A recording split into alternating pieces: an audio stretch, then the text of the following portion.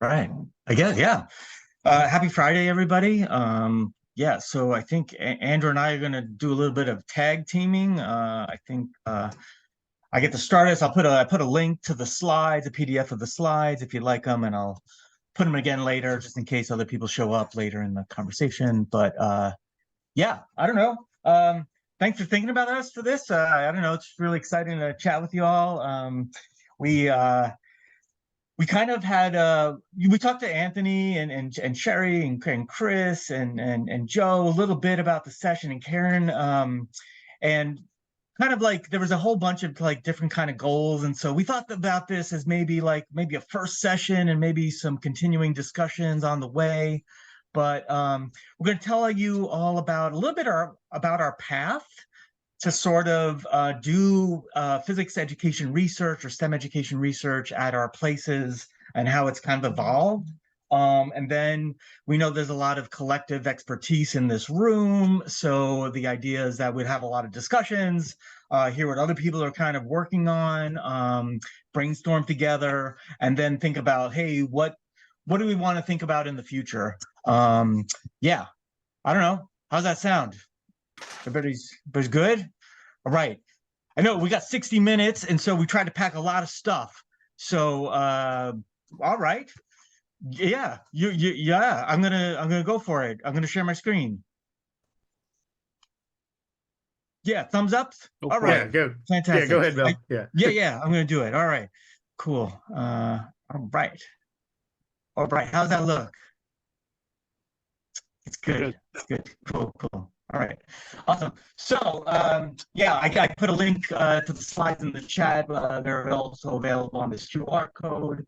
We were hoping if folks could put their info in the chat, a little bit, your name, institution, your favorite snack. Unless you don't like snacks. If you don't like snacks, you can put that, I guess. Yeah.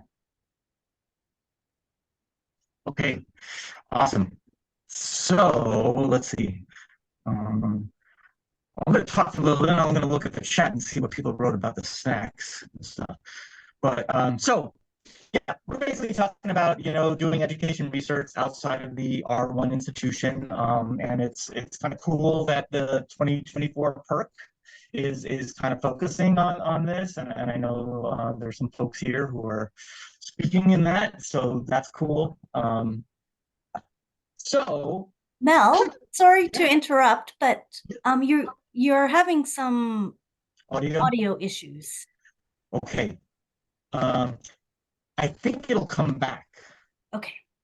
So I don't know. I think it's my computer. I think it's a hardware thing. Thanks. I'm gonna speak slower. And then it usually resolves itself. Okay. Yeah. Good. Okay. So we're going to start off with actually a little bit of a discussion. Can you guys hear me? Okay. Is it okay? Yeah, it's good. All right, cool. So we thought about orienting like what are our goals for physics education research, and also thinking about like what are the things that are important to our core values, like what are our core values and how does our instruction and how does our like education research or assessment kind of fit with those values. We put some examples here, just understanding data analysis to make informed decisions about practice, right? And maybe my core value there is that research is essential to improved instruction. And so we were kind of thinking we'd start off with a little Jamboard kind of activity. How are people with Jamboard? Yeah, give it a shot. We're gonna do like a bunch of stickies. I'm gonna put a link in the chat with our chat board. We're just gonna have people kind of go in there. And let's see, I gotta find the chat again. I put the link in. Oh, you did? Oh, that's great. Awesome. Cool. There's a link in your chat. Thanks, Andrew. So yeah. If folks want to just take a few minutes on the Jamboard to kind of think about some of those things, does it make sense to everybody? Do you want us to put a sticky, like two stickies, kind of like That's red? what we were kind of thinking, like a pink and a yellow, and the pink and yellow are doing two different things. Okay. So one, the yellow is your core value, and then maybe the pink is the associated goal for what you're thinking about education research, and how it fits with, and connected to that value. And I think Joe mentioned something about maybe your voice issues started with a screen share. So if it's helpful, I could share a screen as well. We could try. I'm sure. I don't know. Yeah. Is it better now? Or it's a little better. But it's not perfect. Yeah. Yeah. I don't know. Should we try that? I'll take over and share the Jamboard, and if it doesn't help, then we could just go back. Okay. Okay. Cool. I'm gonna stop sharing. So I think you probably see like Safari with a whole bunch of tabs, but with the most important tab, I don't know. Mel, you want to try saying something? Yeah. You want to try saying something, Mel? See if your audio is better? Hello? This is Mel. That's much better. It actually is Is better, it? so. Much better. Okay. All right. Well, I'm glad we figured out the problem. Nice work, Joe. For doing that, Joe. Yeah, that's good. Cool. I don't have your slides. I mean, I have the slides that you sent, like as the Google PDF. So I can share the slides. It's fine. Okay, I can share it. It's yeah. When we go back to that. Nice. Cool.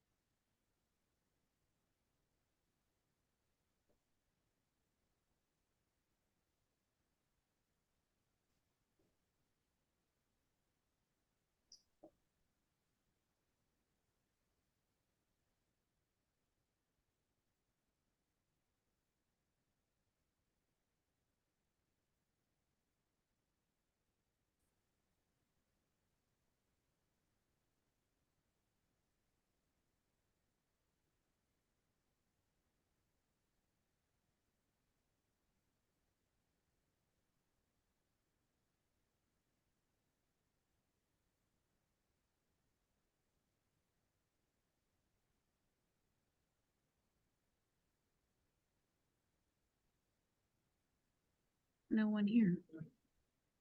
Oh, sorry. I didn't realize I wasn't on Zoom. Or mute. Sorry.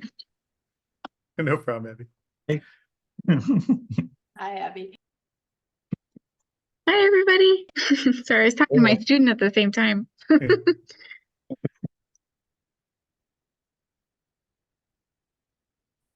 Cool. Yeah, these look great. Cool. Yeah, I think yeah, these are really nice, and I think what we'll see is that there's going to be a lot of synergy between some of the directions that like Andrew and I took in our work, and connecting it to our core values. And then what we're hoping to do is actually come back to this discussion a little bit, kind of at the end. So I think I'm going to let maybe folks continue on with the Jamboard if they want, and then maybe we'll keep going with the slides a little bit, and folks can keep populating that Jamboard. How does that sound? Cool. All right. So, all right. So Andrew's going to share the slides. Awesome.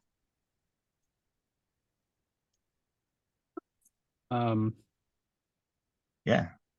Is that where we're at? I'm sorry. I think so. I think that's perfect. Thanks, Andrew. Is it shared correctly? Yep, you're good. Looks good for me. All right, cool. Cool. All right. So yeah, so I was going to start we would start a little bit with my journey to doing physics education research at a comprehensive, predominantly black institution, which is pretty different than where I kind of came from. So my pathway started with sort of graduate work at the University of Maryland, and then I was part of a large Research One university and a large research group that had undergraduates, graduate students, and postdocs. And my work there sort of focused on student problem solving and knowledge structures. Then I went to the University of Washington for my postdoc. Again, similar sort of thing, R1 institution, part of a large research group with lots of different types of researchers. And there I was kind of looking more at the tutorials in introductory physics and kind of thinking about, we were starting, I'm older, so like this was a while back, and we were starting to put things online. And so we were looking at putting pretests for the tutorials online and kind of looking at the differences in how students were responding online versus in person. Yeah. Then kind of took my position at Chicago State. Very different type of institution. I was kind of the only person doing physics education research, but I was with a whole bunch of folks that were really interested in sort of teaching and learning. And then my colleague Andrea joined a little later, and she does chemistry education research. And so we were involved in lots of collaborations, which was cool. Yeah, it was kind of cool because like all the folks at Chicago State, really sort of valued physics education research and education research in general. So I was talking to people with lots of similar values to my own. And then, sort of the research kind of took different directions. I began with sort of content understanding with my community, and because that's the way I was trained. And then we kind of moved into more looking at a peer instruction model called the learning assistant model and instructional partnerships. So yeah, so I think one of the things that I was really interested in when I got to Chicago State is, how do these tutorials in introductory physics work with this new population that I'm working with? And so, there's in 2020, Steve Kanem and Chimena Sid had this great paper about looking at physics education research and how, most of the students are prepared not at R1 institutions, but, all the research data is kind of focusing on those populations. And so they had a real call for other folks to kind of look at and report on,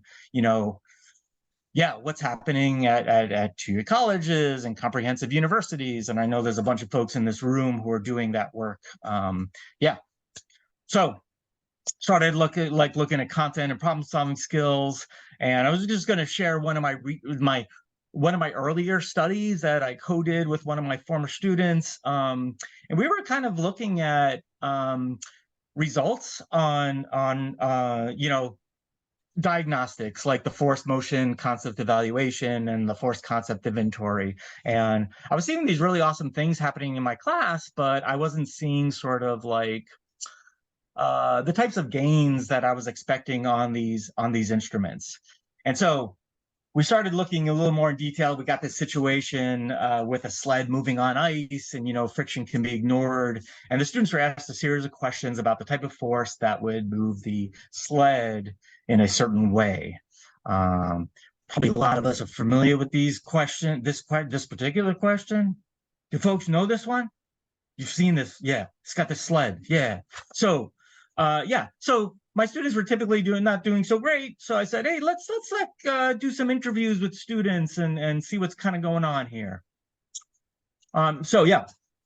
And we wrote about this, Geraldine Cochran and I, we did a paper a little early on, 2003, in the conference proceedings. But yeah, so we're going to focus on this question. And I was like, okay, what force would keep the sled moving to the right at a constant velocity? And initially, you know, in these interviews, the students would say, okay, well, yeah, you need to provide a constant force to the right. And so what we did is we basically, in this interview, we just kind of sat them down and we just asked them to, okay, explain your reasoning. You know, why did you answer this way? And so this is an excerpt from a transcript from a little later on in the interview. So, yeah. So the student, you know, in this interview setting says, okay, so you removed the push that caused it to move in the first place. But then she brings up, wait a minute, Newton's laws. It's either the first or the second. Okay, she says, then Newton's law says that an object that's in motion will remain in motion. So it's going to remain in motion. And that's why it wouldn't stop right away. So the interviewer then kind of further probes, okay, so you're saying it would stop eventually? She goes on to say, yes, I did say that. Oh, okay. I have to change that answer. Newton's law is saying that an object in motion stays in motion. So if you're pushing it, you're causing it to move and you let it go, you stop pushing it, then the sled would continue to move. But the motion would just decrease. The motion would decrease in velocity. So then the interviewer further says, okay, so it would continue to move, but the motion would decrease. And then the student says, no, let me change that answer. Okay, this is my final answer. If you're applying a force and you stop pushing it, Newton's first law says an object in motion stays in motion, so it's just going to keep on moving. So when I was looking at this interview, it was like, wow, you know, the student, they understand Newton's laws, right? They know how to apply this. It's just that, you know, this question sort of triggered this very sort of intuitive response. And so, you know, it got me kind of thinking like, oh, you know, I'm missing a whole bunch of awesome stuff that my students are developing, you know, just kind of looking at these online diagnostics. And it got me thinking about, okay, like looking at studies that look at intuitive versus formal knowledge. A lot of the education research I do, it sort of comes up with like, oh, let's investigate this thing. Let's see what's happening. And then we come up with, okay, let's focus on this piece. And so, I don't know, it's sort of like, I don't know, maybe kind of an emerging sort of research projects that come out of my discussions with students. Yeah, no, that's a good point. Yeah. So I really started thinking about like, oh, you know, there's a lot of awesome stuff my students are doing here. And I started sort of like thinking about how I would shift my research agenda. And so, yeah, and we started looking more at the resources like that my students were bringing to the space. One of the things I noticed when I got to Chicago State is like we would do active learning and the students would get into it like right away. They would love the discussions. There was this sense of like, hey, we're going to do this together. We're going to get through this together. And so there was this idea of community. And so my students are really sort of valuing active learning from really early on. They were valuing discussions. They were thinking about, yeah, we started looking at student faculty instructional partnerships and, you know, thinking about like, hey, we're all going to do this together and really kind of leveraging those student resources. So one of my students was saying like, okay, if you're working in groups, you're talking to other people, that was actually one of the more helpful things. Even when people are working on labs and stuff, or when you did the problem solving, if folks had the wrong answers or the right answers, it doesn't matter. It's just the fact you're getting other ways of looking at things. So there were these really sort of expert-like sort of ideas about teaching and learning that our students sort of had from early on. Yeah. I appreciate that comment today about the deficit model too, like looking at the resources. And I think when I started, I was looking at a little bit about the deficit model, right? Looking at misconceptions and then it kind of shifted. We're also kind of looking a lot at instructor, LA instructor partnerships. And so this is a comment from one of our learning assistants. she was commenting about her role as a peer instructor working with the faculty member. And she was saying, one of the things we do is we go over the structure for the class for the upcoming lectures. What are we going to be talking about? Where we're going with the students, what resources are available. And she goes on to say, like, I say we work together as colleagues. We share good information and ideas. So it's a really collaborative relationship that we have. I like it, and I feel cool. And so, yeah, so that whole piece got us thinking about sort of student identity and student expertise in sort of teaching and learning, and how we can, rather than, it being the instructor's course, okay, it's an instructional partnership that we have. All right. So, yeah, so I tried to kind of think about, how this aligned to my values, right? And I think my values are sort of involving students as active participants and leaders in instructional delivery and reform. And I think also like how we can sort of leverage this thing called the learning assistant model to create spaces where you can kind of shift power, right? Where these instructional partnerships can kind of thrive. Yeah. So like this is a little picture of sort of that relationship, and one of the things that we see from the learning assistant model is that it can help sort of scaffold that shift in power. And these are some of the things we're kind of looking at in more detail. And below there are some papers that we've written on this topic on instructional partnerships. Cool, yeah. This picture, so we often think about like, kind of what kind of frameworks we're going to use. And so this is actually something that when we were looking at these instructional partnerships between learning assistant and faculty, this is something two of my former students developed. They weren't preparing to be teachers. They were interested in education work, but they are now, one's a chemical engineer at Georgia Tech and one's a biomechanical engineer also at Georgia Tech. But they were interested in this work. And what they did is they developed a rubric to sort of analyze a weekly prep session where the learning assistant and the faculty member are discussing what they're going to do like the following week. And so they developed this thing to analyze segments of those weekly prep sessions in 2-minute blocks and look for certain things to code those sessions. And through that, they were able to kind of differentiate between what looked like more of a mentor-mentee relationship and a more collaborative relationship. So those are the things we're kind of looking at now. Right. Yeah. So the other things that I think about in the research is sort of really acknowledging sort of our resource limitations. We have low end, so it's harder for us to do sort of the more quantitative type studies. Yeah, small n, and then high teaching loads, right? And so yeah, it's hard to kind of fit research in there. Lack of research infrastructure. Yeah, our school does pretty good with grants and getting grants, but it's often a struggle to run those grants just because of the processes and the lack of resources. Yeah. Yep. And then yeah.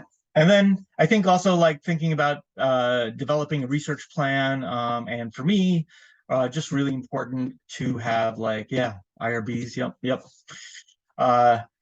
Developing a research plan that both fits my constraints and leverages my affordances, but also thinking about doing education research work that has a research arc, right? That tells a story that I can do with sort of the resources that I have.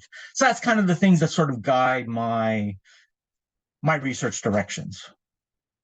Yeah. Okay. All right. I'm up, I guess. Yeah, you got to do the slides and talk at the same time. I think I'll manage. Thanks. I know. So I think I had a much different path to where I'm at, I guess, with PER. And I'll just say that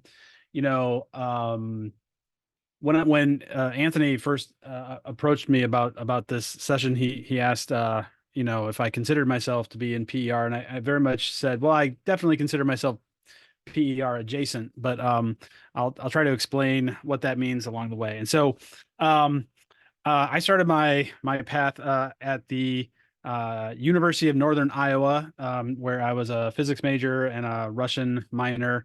I actually got to do 2 study abroads in Russia when I was an undergrad. One was just for language. I spent a summer in Moscow and tried to get better at speaking Russian.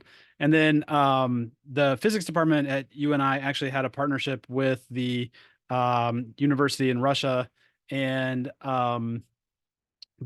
my senior year, the physics department approached me and said, "Hey, we've had all these Russian students coming over here and doing physics.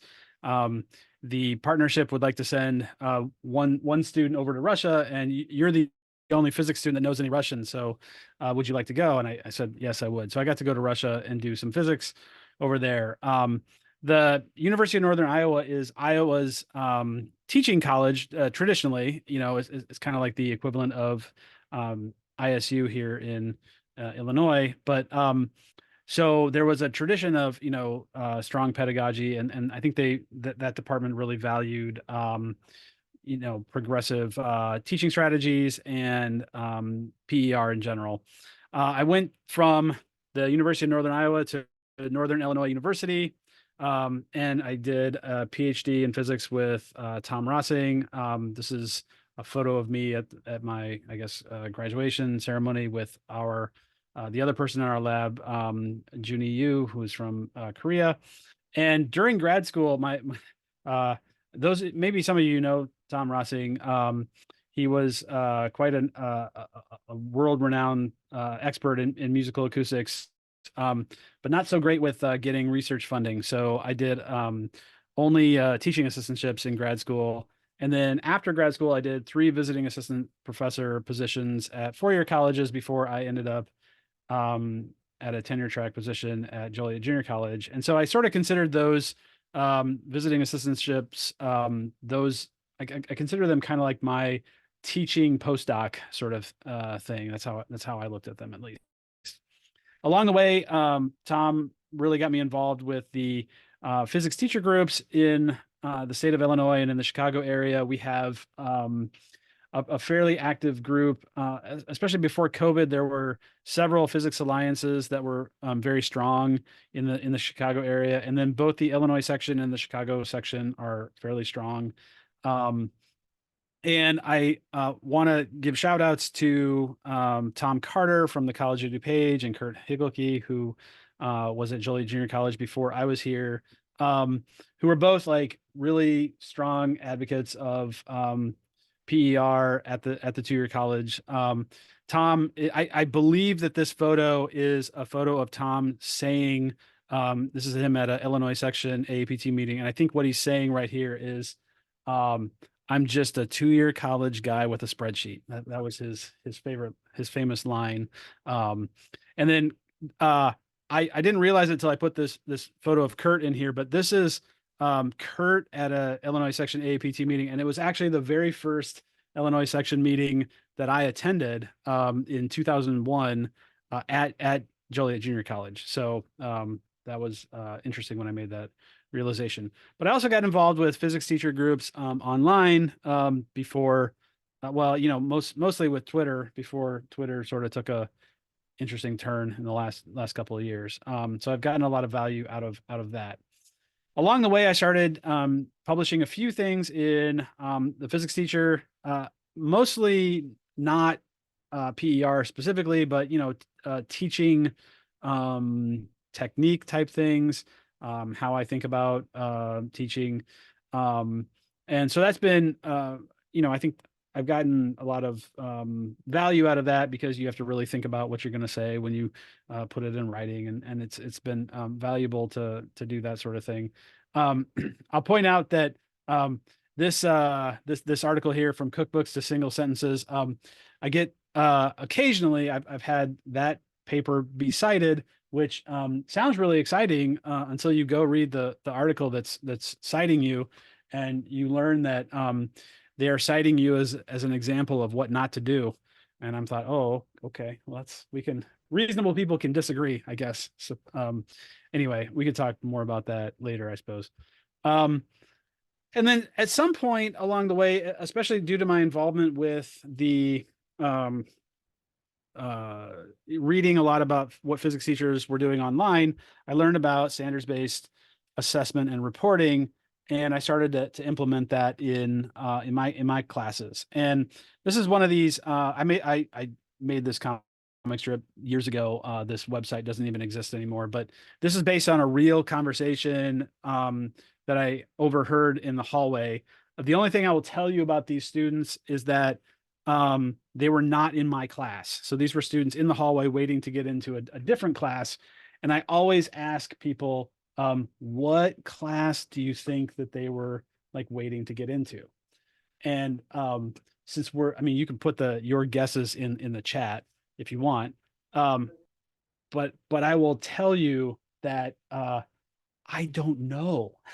I don't know, because like the point was like the content of the class was not important. What was important was how the points were being distributed, and percentages and points as all that matters. And I thought that was really that was sad, because like I want students to focus on understanding the content and have their understanding be what goes into the grade.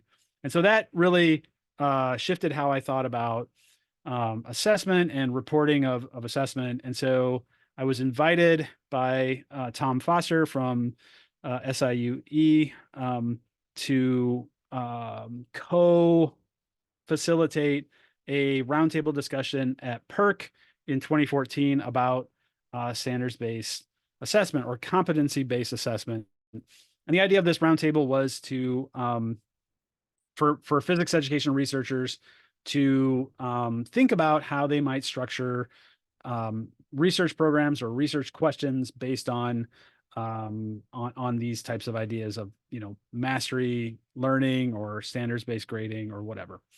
And that I was happy to do that, and kind of honored to be involved in this, because I didn't really necessarily consider myself an expert.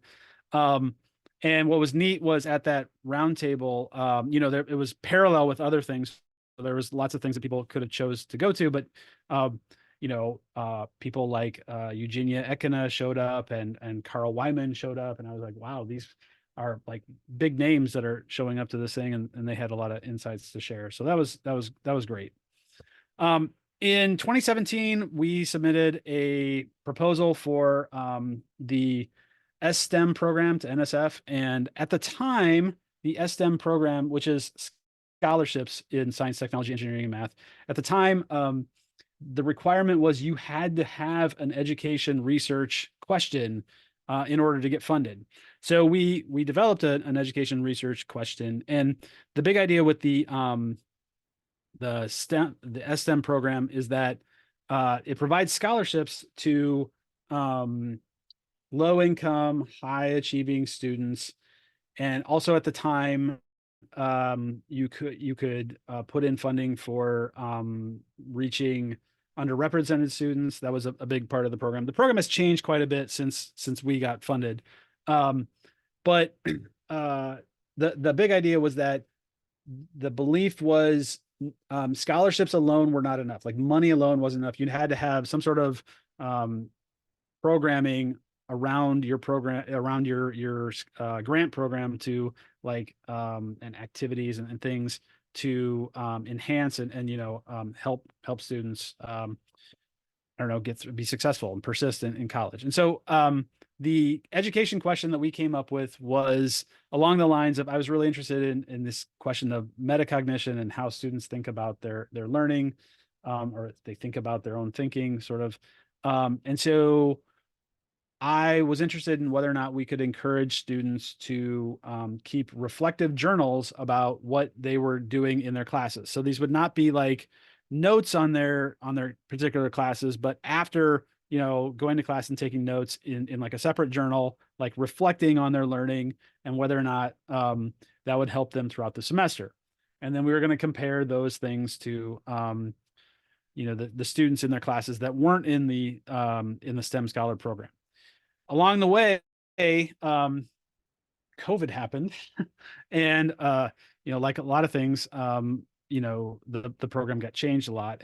But right before COVID hit, the evaluator we were working with encouraged me to submit this to PERC for a poster presentation at the PERC conference. And then, she suggested that I submit a proceedings paper. And I wrote the proceedings paper up, and I didn't understand until I got into the writing that not only was the review of it going to be double blind, which I understood going in, but I had to anonymize like everything about the paper. Like I couldn't say that we were at Joliet Junior College, and I had to like hide the fact like what type of school specifically it was. And there was a lot of things that I had to do to tweak the paper to get it through the review.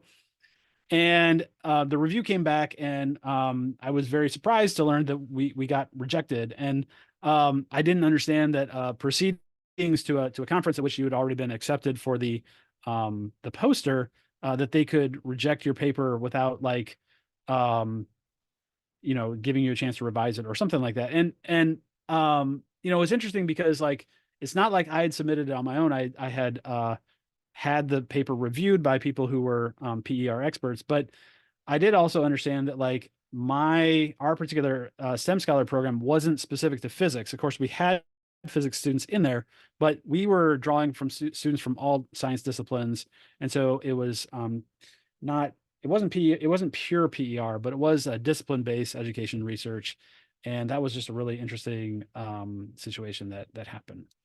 I wanted to, I guess, as COVID happened, we had to tweak our research program quite a bit, and I think one of the most interesting things, like I could give a more than an hour talk on just the outcomes of our project there, but one of the interesting things that we ended up doing was we were doing surveys of students on their study habits.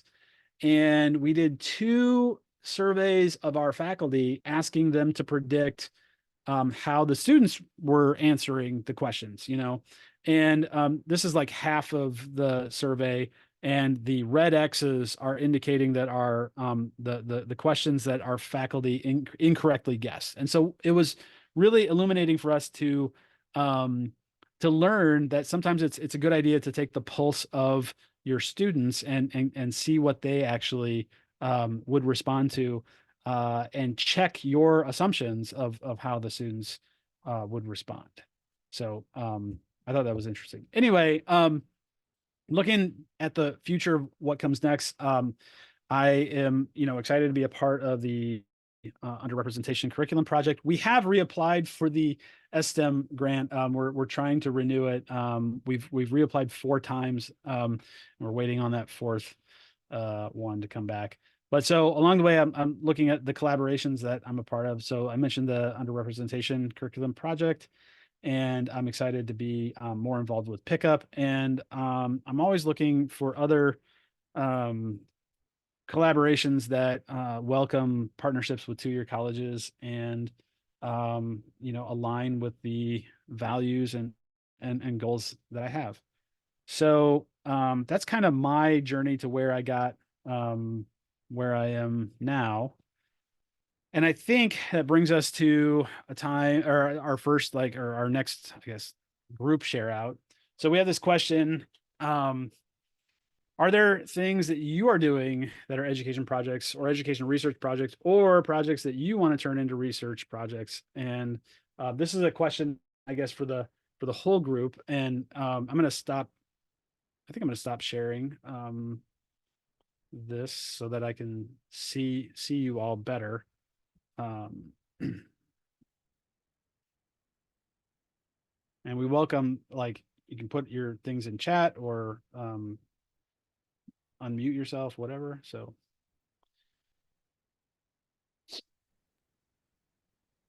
I guess I'll go. I guess I raised my hand. But sorry, I didn't see. Yes, thank you. That's okay. No, but I'm host, so I guess I'm kind of calling myself on myself in a sense. But I mean, I guess I don't know how like common this is to other tier college faculty, but I feel like my institution has maybe been a bit like slower to kind of go back to kind of the standard of like in-person instruction for everything, right? Prior to COVID. We still have like a very like interesting mix of modalities that were adopted from COVID. And we're kind of like, in a sense, sort of like flying blind, right? Like there's some sense like, oh, that's fine, right? Like this is great for the students because it's so flexible. And then we have other people say like, oh, why are you doing it this way? Like, there's no but so it'd be kind of interesting. And I don't know what the literature says, like how much studies there are at R1 institutions, but I feel like two-year colleges are a bit unique because we haven't kind of gone fully back.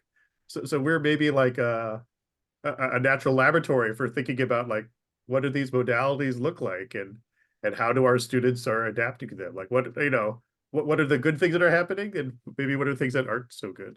So that's kind of stuff.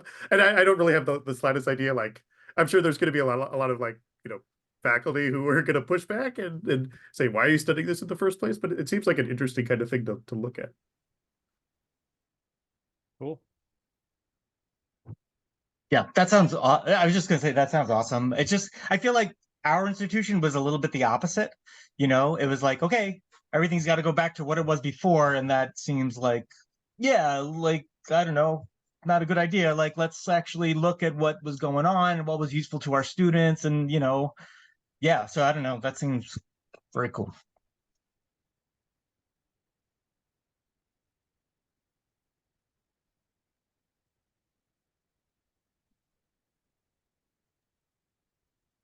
One of the things I have been really interested in is how much of, say, students feeling like they have similar peers. So if we're looking at underrepresented minority groups in our classes, a lot of the research, it looks like, if there aren't people that look like you, then you don't do as well. At the school where I had taught, the white students were the minority. And so I was curious whether that was a factor. Is it that the culture of physics being very westernized and Eurocentric is the issue, or is it the local community? That was something I really wanted to study. Very cool. So I don't want to necessarily cut this conversation off, but I'm going to reshare my screen because we have another little discussion part to get to. So I'll put my screen back up.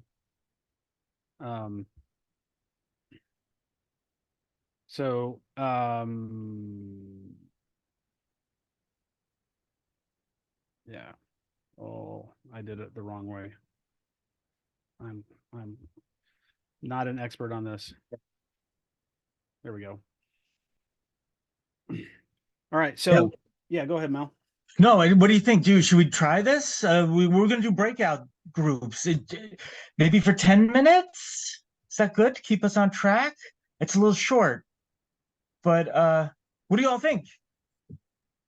Can you do it? Yeah. Okay. I'm gonna put so we were hoping to capture, like, Anthony and Chris brought up some really cool projects. We were hoping to capture some of the ideas in the groups and just capture some of the discussion. So put a link in the chat for a place where we can take notes. But these are the sort of the questions we wanted you to kind of think about, and I think your group can take the conversation any way you want. But what do y'all think? You ready to do some breakouts, and then we'll come back together? And yeah. All right, I'm gonna do it. I know how to do it. Okay, I'm gonna do 3 groups. I think with the number, and all right.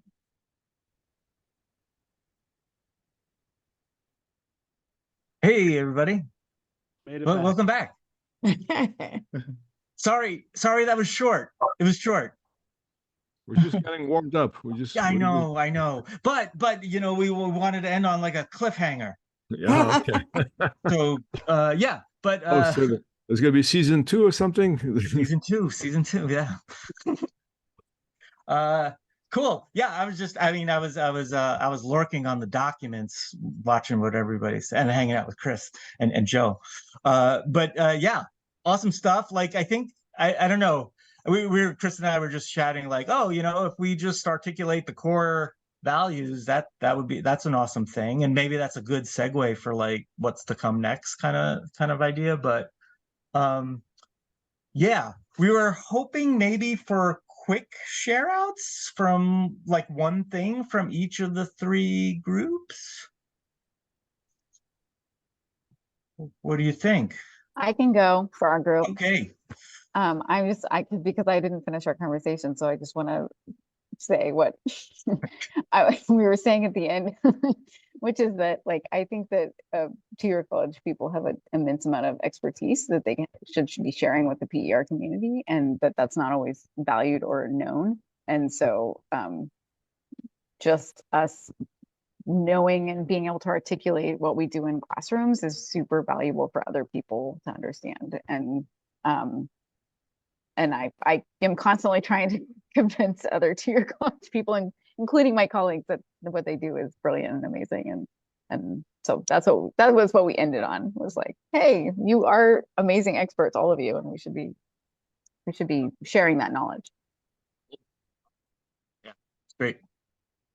Well, we ran out of time, but I'd like to make a comment about something that Beverly said. She was talking about the difficulty of language and how so much of the language that we use in the classroom to talk about physics are words that are in everyday life but have different meaning. And I was thinking, as we were leaving the room, that could make an interesting study. Yeah.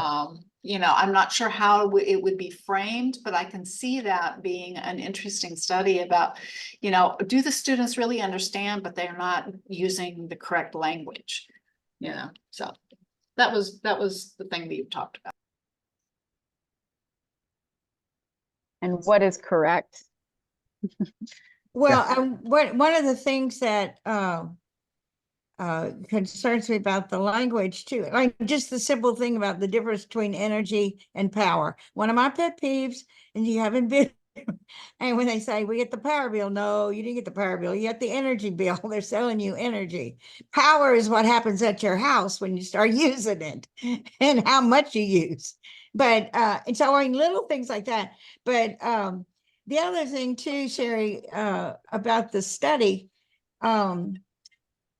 it would almost have to think about the person who's leading the research would almost have to be checked, so that, or they'll come to understanding about what they're looking for. Because I think it would be a very valuable thing, especially in this, because the other thing I found is that doing the written test, if they are using the out of physics definition for the words, then they can't do the arithmetic or understand what the question's asking. And as long as we use written tests, that's where we're facing it. Okay, I'm out. One more group? Yeah.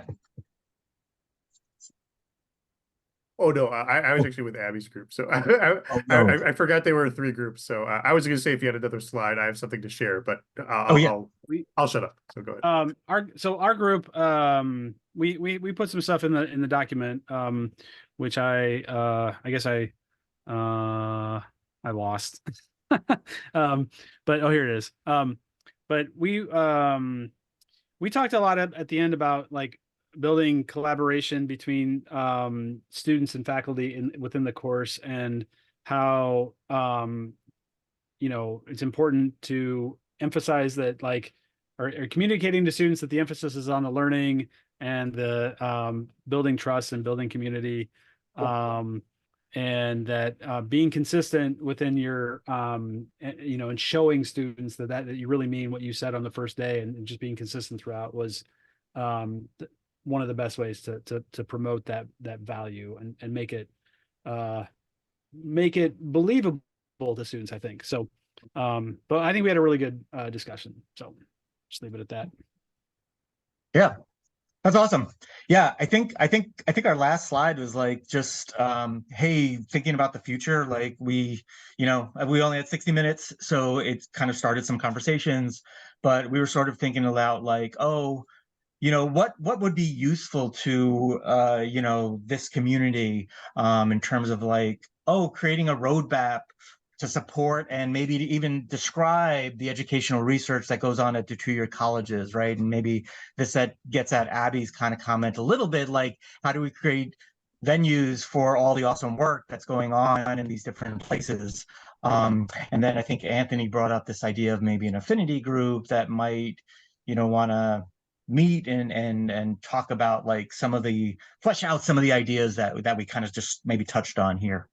But yeah, sorry, we're a little over, so I just want to make sure we thank everybody for their time. And I think Anthony was going to say something.